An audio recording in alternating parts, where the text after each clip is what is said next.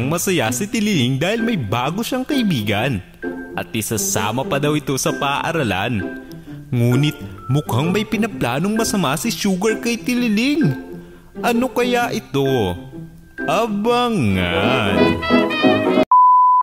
Panibagong araw na naman kay Tililing. Mukhang masaya si Tililing dahil isasama siya ni Sugar at ni Twix sa school. Panoorin ang mangyayari ngayong araw na to. Hoy Tililing, pakibit-bit nga tong libro at bag ko. Sure, kinayan. Pangarap kong maging tika-bit-bit. Tulungan na kita, Tililing.